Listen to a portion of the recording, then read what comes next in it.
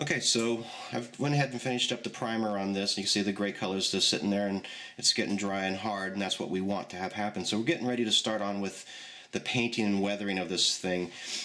And the kind of the direction we're going to go with this one here, I kind of mentioned layers before. This is going to be a very multi-layered project, and we have to kind of think ahead of what we're going to do.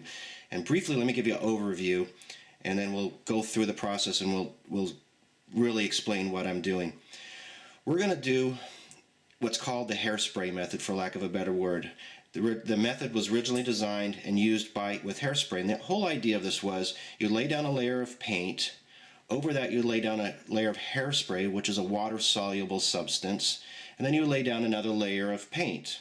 This exposes all sorts of really interesting chips and allows you to do all sorts of neat effects that really simulate hard wear and weathering as we see in the real world, where things chip off to the layer underneath it. Well, we're going to simulate that whole process on this vehicle here. So I need to think ahead, starting at the bottom, the base layer, and going forward to the very top layer, and how I want these things to be able to expose themselves as we move through this chipping and layering process. So I know that underneath everything I'm going to have some rusty metal. That's the layer that I want to have exposed when the chips finally get very much down to the bare metal on this thing through the paint. So what I've got here, I'll move this aside real quick. What I've got here are a number of different colors of rust that we can use to do this. Tamiya on this side here, it's a red and a whole red, which is a nice rusty brown color. And then we've got some paints from Life Colors. All of these are basically acrylic type paints, although the Tamiya paints have a lacquer base into them, which allows us to thin with a lacquer thinner, just a few drops, and that actually helps these become a smoother paint, and also helps them adhere to surfaces better. When we do this base color, we actually want this combination, because by using the lacquer thinner, that base color adheres a lot better to our model, because we're going to be, like I said, be very aggressive with our scrubbing later on, and we want this paint to stay put. So we're going to choose to use these for this particular method at this bottom layer.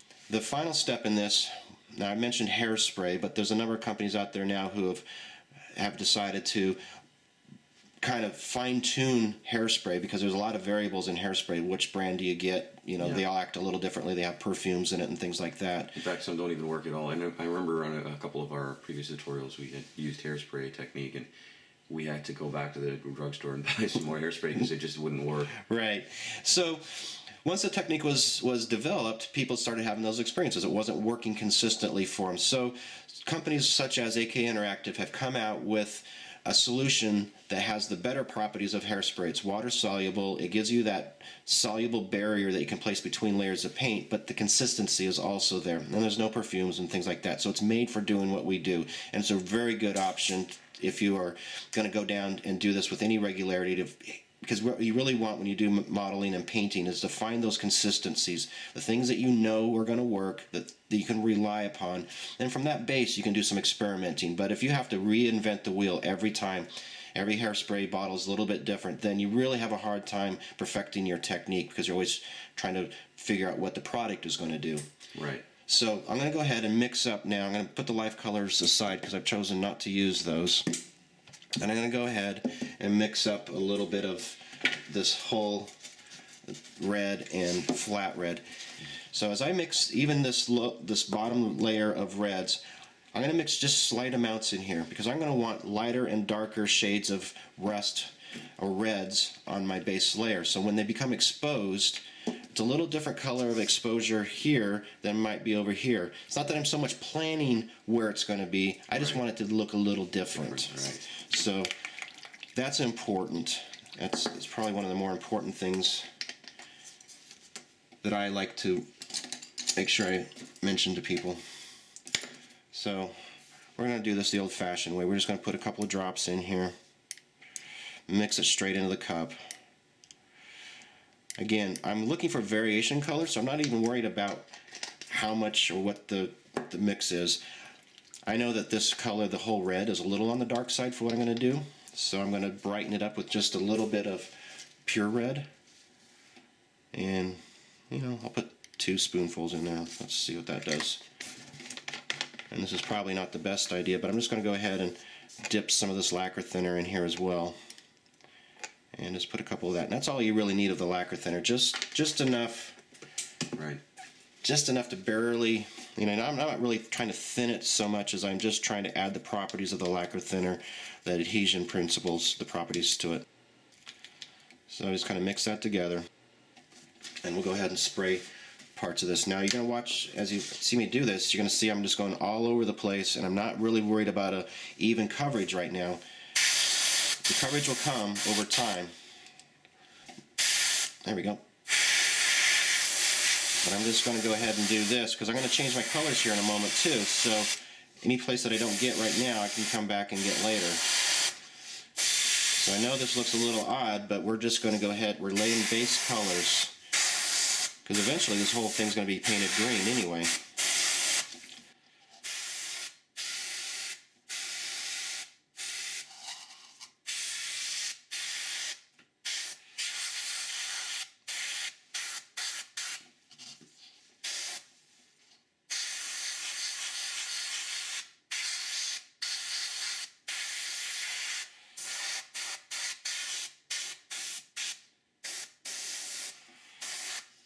I'm actually not terribly worried about rusting the engine. We're going to do something different on that. So my paint cup is, I'm going to get a little bit up here. Paint cup is nearly empty, so I'm going to go ahead and add some new color to this. Brighten this up a little bit. I'm just going to add red to this. I'm going to add just a little bit of white. White's a funny color in that you really want to be sparing with the white. It's okay in this stage of the game, but if using white can really promote a chalky appearance to your paints, so it's really a better option if you use a buff color or even a light flesh color to do the lightening of your paints. Just go ahead and add a couple more drops of this lacquer thinner in here. So we'll use white at this stage because it's not critical, but in the later stages you really want to avoid using whites if at all possible. And see, it's not real thin.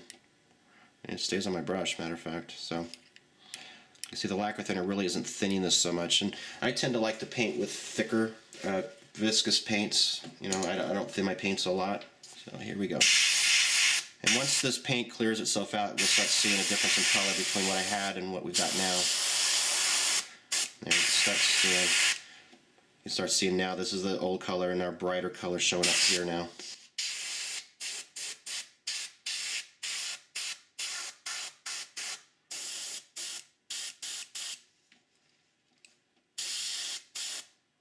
There we go.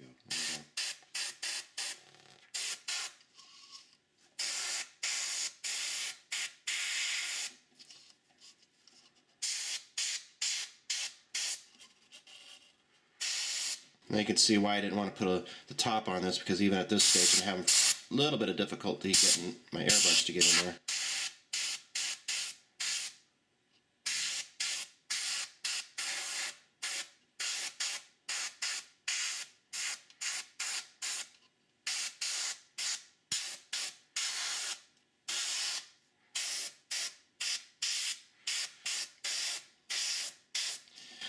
Like I said, I'm not terribly worried about the engine right now because engines generally don't do a lot of rusting, especially these engines that didn't have a long life, but they did get dirty and they did get chipped up quite a bit. So we're actually going to paint this as a darker gray, metal grayish color underneath rather than a rust color. And then we'll put another color over the top of that. So we'll get to that in a second. But I'm avoiding it kind of on purpose, or just not worrying about it.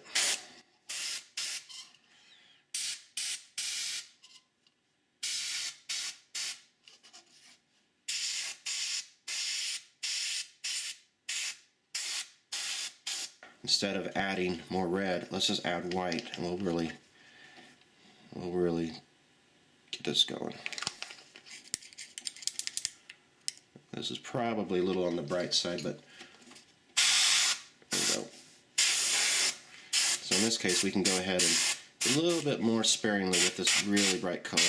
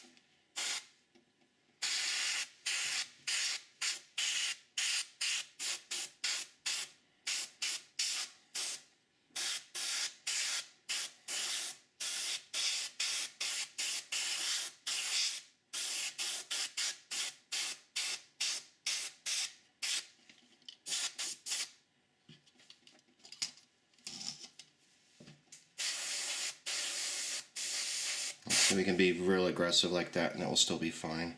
Right.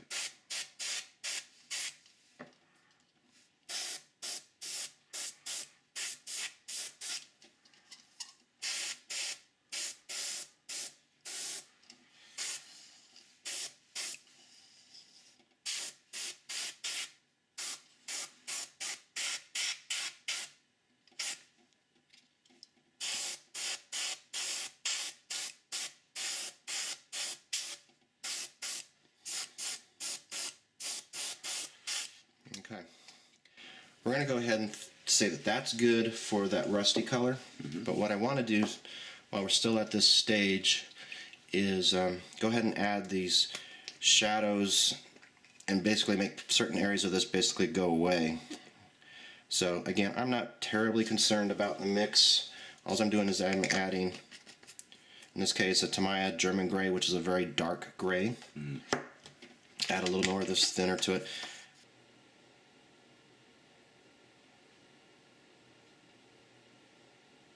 Okay, so now we're going to go ahead and use this darker gray color. Still got a little bit of the red in it, so it's kind of a rusty gray. And we're going to go ahead and, this is, well, you can see I'm still spitting out the other color because, you know, there's nothing wrong, and especially, you know, you should probably do this in a perfect world, make that transition, because there's still paint in the airbrush between here and there, even though I've mixed the color differently. But I don't. For this stage of the game, I'm not really worried about that because this is rust on rust. So now I'm going to go ahead and start putting some color down though on the engine. You can see this is where the fine tip brush starts coming in handy. I don't need to mask this off right now. I'm just able to come in here with my brush kind of closer and just barely lay this color in here. And I can get my engine color going.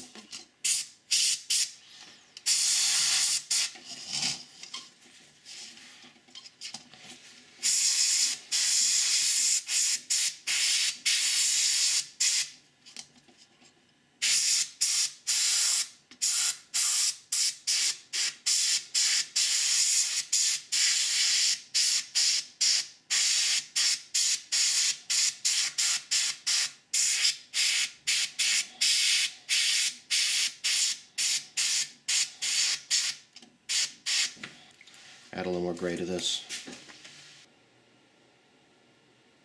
Okay, the radiator, I want to shoot a little dark color in there just to get behind the grill. So I'm just going to...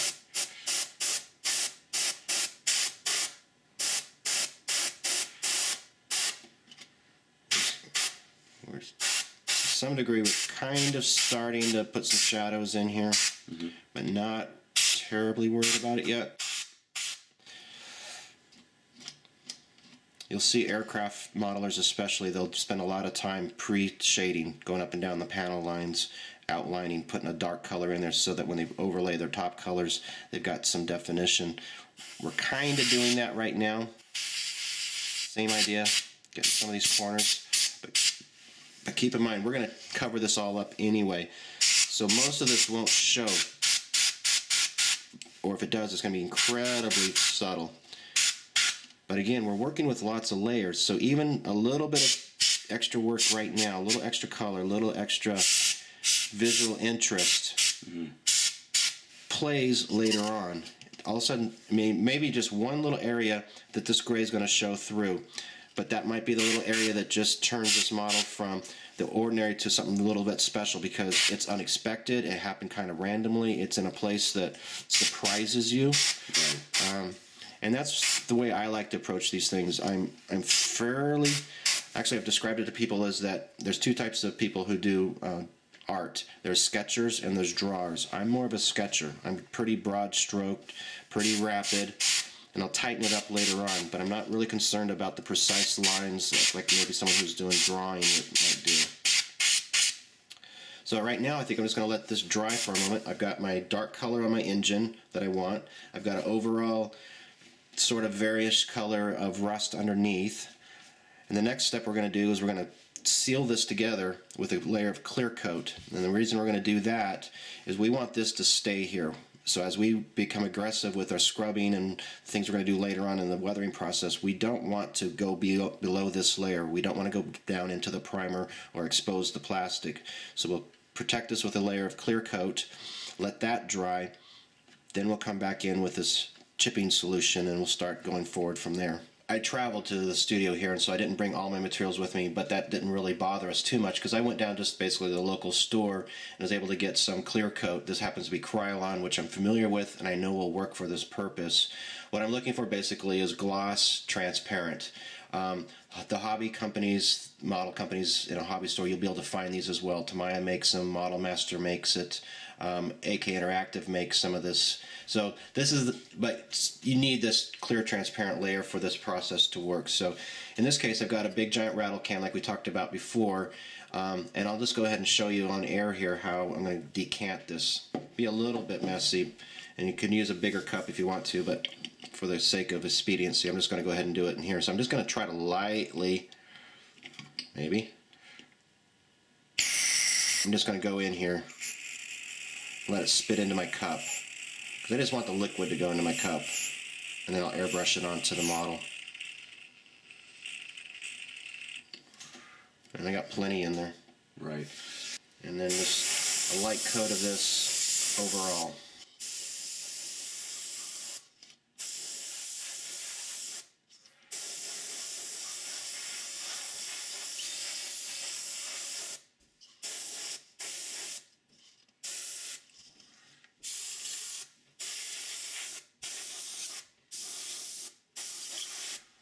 We'll need to let that dry for about 10 minutes, and then we'll come back and start adding their color layers. Okay, we're back. We've let this dry for a few minutes, and actually we used a hair dryer on that, which is a nice tool to have handy on your desk as well. Just between layers of things, you can speed up the process a bit. So the next thing we're going to do, this is nice and hard now. It's nice and dry. We've got this protective layer on that base color of the rust here. We're going to add the chipping solution, the chipping fluid. This happens to be from AK Interactive. Like I said, this is a derivative of the idea of using hairspray. It's water-based because we'll be using water to do our chipping as we move forward. It's a clear liquid.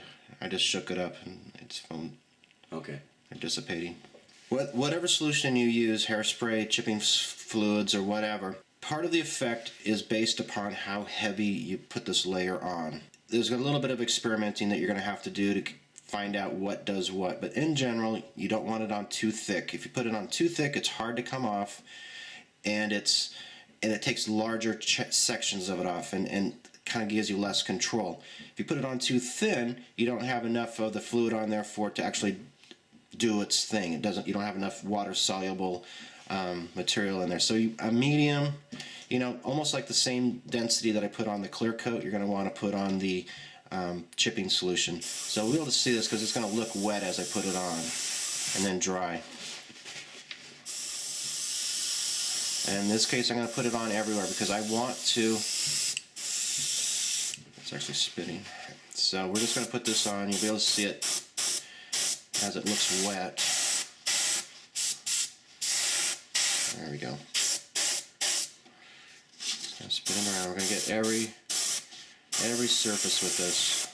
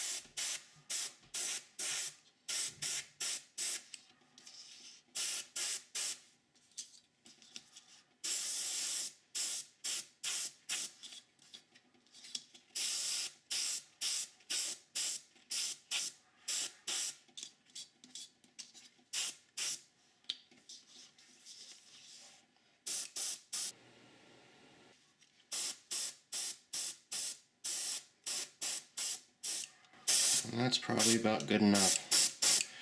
So once again, we got to let this dry.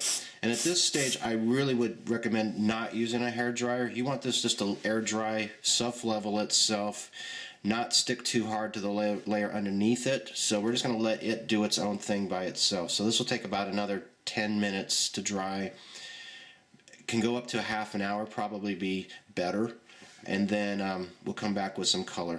Okay, so we're back now, and what we've done is this allowed our chipping fluid over here to dry. We've got an overall coat on the entire thing. You can see sort of the little sheen that we've got on here now. That's the fluids just sitting there on the surface. Of course, it's dry now, a little glossy, but that's how you can kind of see where it is compared to where it's not. So we're going to move this aside now. Now the next layer we're going to do, keep in mind now we've got our base color of red, we've got a clear coat which is protecting that base color, and now we've got a layer of a water-soluble liquid, which in this case is the chipping fluid or hairspray. So now we're going to start laying on the actual colors of the model. And I'm just going to tint it slightly with this JA green. Both these colors are from, or all three of these colors right now I'm using from Tamaya. Tamaya is a good middle of the road paint. It's very versatile. It's available almost everywhere at your local hobby stores. It works well. Now, compared to the last time when we were thinning it out with lacquer thinner, because we did that because we wanted an aggressive adhesion, now we're going to thin it out slightly with water. Okay. So I've got a little bit of water sitting here in a cup. Use my brush, and we're just going to come in here. I'm not really thinning it so much, I'm just using the water just to kind of help distribute the paints inside here. So you can kind of see the viscosity of this paint. It's not terribly thick, not terribly thin, just someplace in the middle. And now we'll go ahead and add this on to the model. So we'll test squirt over here. There we go. So now we're just going to probably tip it up a little bit so it's easier for me to reach. And just start painting.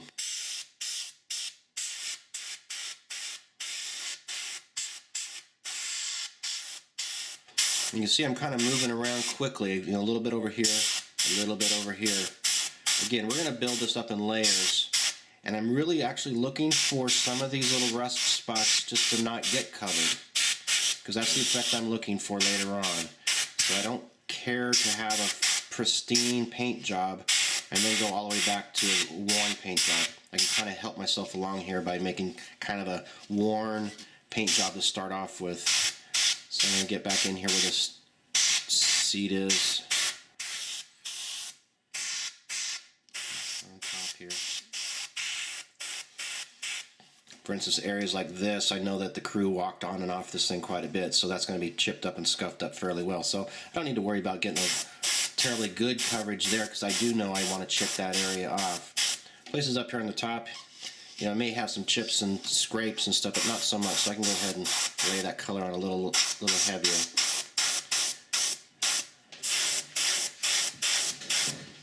And keep in mind, we'll be changing these colors a couple of times along this process here. So any places that are way under painted now will probably catch up with us a little bit later as we add more and more color to this thing.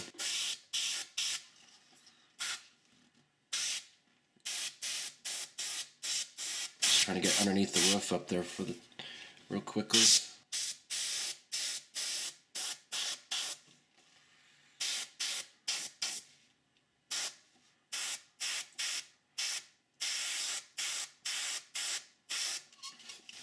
And generally, many times when the manufacturer would make these, if you look at a modern bulldozer, you'll see this nowadays as well. The engine, came out with its primer colors on it, these heat-resistant blacks and whatever. But then when they would install them, and then they would just go ahead and paint the entire vehicle at the same time. So we're going to do that as well, because we'll come back in and chip a lot of this color off. But this time when we chip, it'll chip back down to that base color. So again, keep working down here.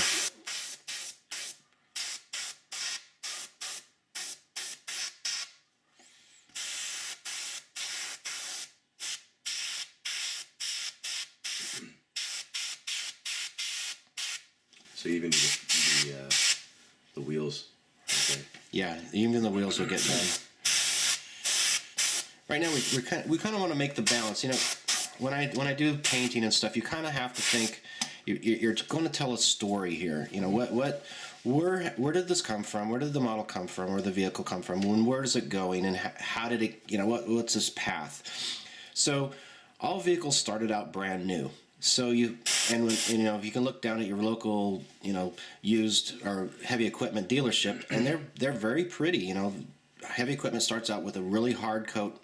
These days it does, but they're painted. Every wheel's painted, every rivet's painted, the engine, like I say, is painted. They all look very good.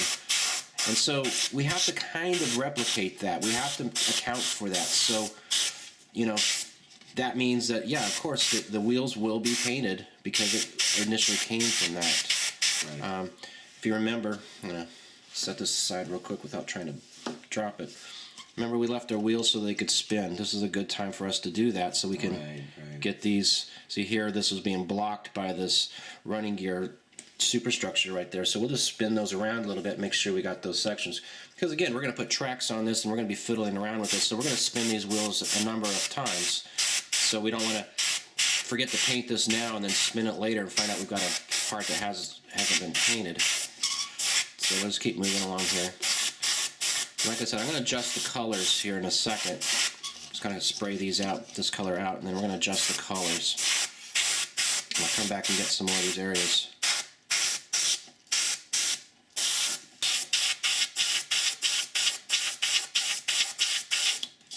And I'm just going to clean out my cup. This is the lazy person's way of doing this. Mm-hmm. So here's that dark color, and you can see I still got some of the light color in there. What I'm going to do right now is take some of this darker color. It's not too dark, but just some. Mix it in with a little bit of water. Stir this around. And I'm going to start kind of helping out the shadows here. I'm just going to do it with a darker color green. So one of the things we want to think about when we paint is where's the light source come from. Generally on a tractor like this, it's going to come from above, zenithal light, you know, basically light from the sun. So that means that areas down lower, down here, will have less light, thus be a little bit darker. So we're going to go ahead and enhance that effect a little bit. We're going to create a lot more of that effect by hand later on, but at this point we can start that process and start defining some of these volumes, these panel lines and stuff with a little bit darker color. So get started here. So along this edge, keep in mind we're going to chip a lot of this color back off, but I want to, right now I'm just adding a little bit of different color, and I don't know if it's coming up. Yeah, oh, absolutely. And this is just going to, again, add visual interest. Now this is almost, I'm doing it almost in a cloud pattern. I'm not really I'm kind of following, like, say, underneath here, but I'm not going across the whole thing. I'm just kind of a little bit underneath here, a little bit underneath here. And what we're going to end up with is that we're going to get various tones of green that are going to kind of dance back and forth, and your eye's going to catch this later on. Mm-hmm. And you're going to say, that's interesting, but I'm not really sure why. It's just going to catch your eye. You're not going to really sure, you know, why it's captivating you. But by adding just subtle changes of green here and there, and like right here, a little darker around this bottom edge here, just to kind of start getting some volume into this thing.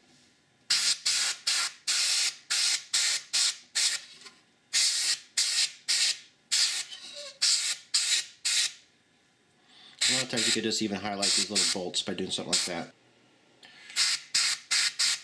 The underside of this curve, we'll just kind of put a little bit of darker color into there. You can see now this color is a little denser, makes it a little bit brighter, so that kind of a grayish green that we've got on here now is starting to look a little greener, and that's okay. That's exactly what we want. And we're going to work to enhance that even further.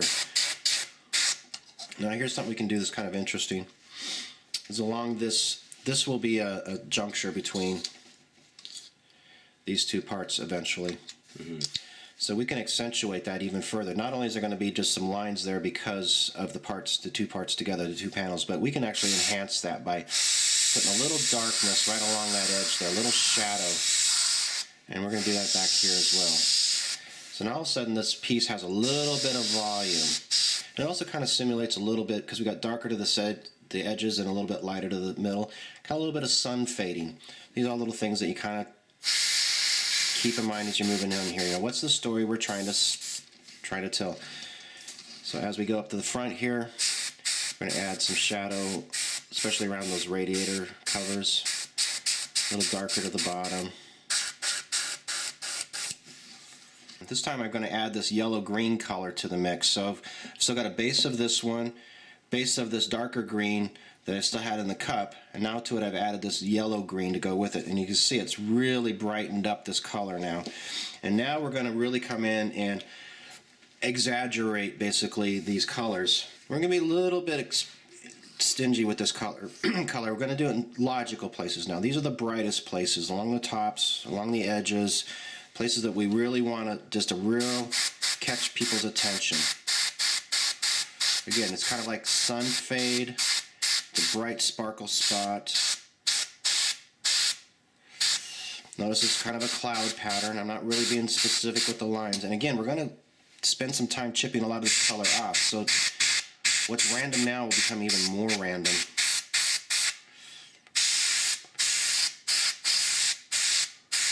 But these bright areas will go a long ways for making some eye-catching little spots. Again, nice and subtle.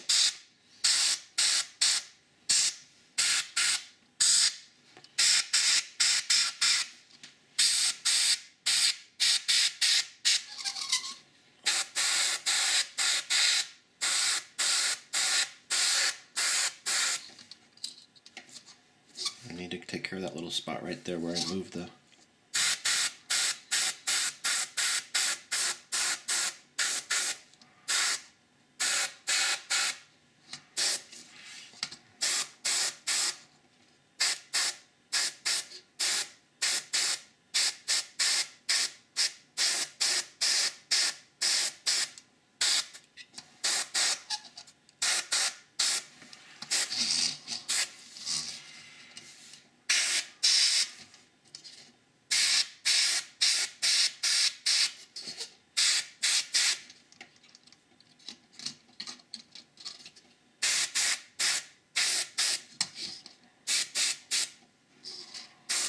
There we go, super bright. Let's go ahead and hit this hood a little bit.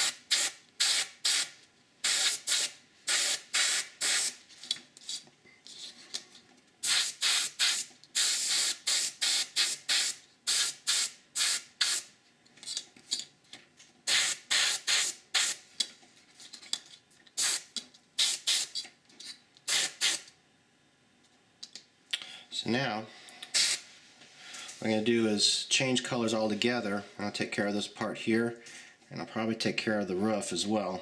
And then we'll come back and we'll start the chipping process. Again, still using the Tamiya paints. This is a field blue. And this is going to be kind of my base color. We're going to lighten it slightly with this light blue color. Okay, so we're just going to go ahead and add some color on here. Same process as before. I'm not terribly worried about overall perfect coverage right now. So I can get this. This is where the nice airbrush kind of helps out, so I can just paint that little bracket right there without really having to mask it off. Well, I've got this way. We'll go ahead and paint the other side in here.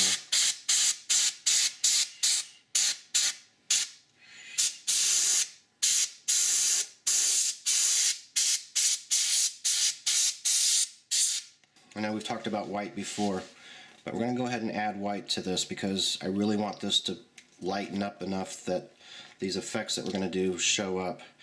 And if this looks a little bit chalky or oxidized, that's okay, because that's exactly the look I'm kind of going for in the long run here anyway. So now I'm just going to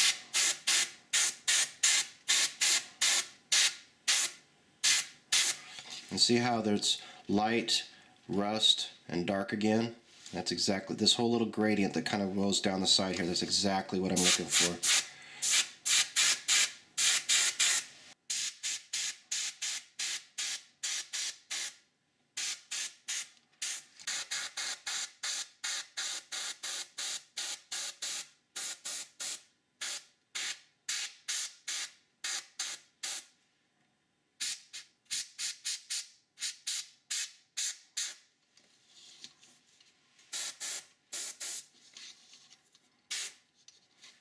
just for the heck of it.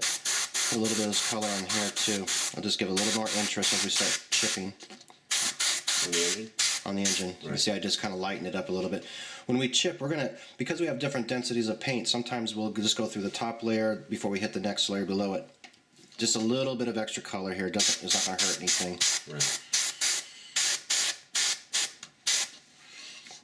And then over to the side here, I've got our roof top, and so I'm just going to go ahead and give this a light.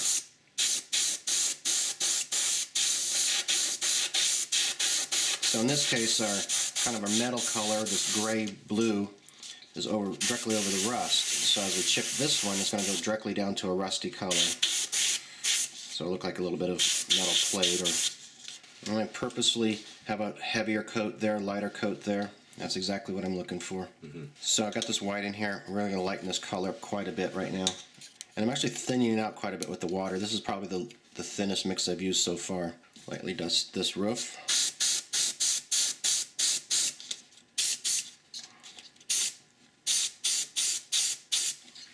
That's perfect. I like that cloud pattern. For the most part now, we're going to put away the airbrush. We may come back a little bit later to add some dirt effects as we get towards the end of the process here to lay some base colors on. The next step here for us is we're going to let this dry for maybe about 15 minutes. Just make sure has a little bit of time to set up. And then we're going to come back in with some of these older brushes that I showed you earlier and some water, and we're going to start chipping or revealing the undercoat, get some nice realistic looking chips going.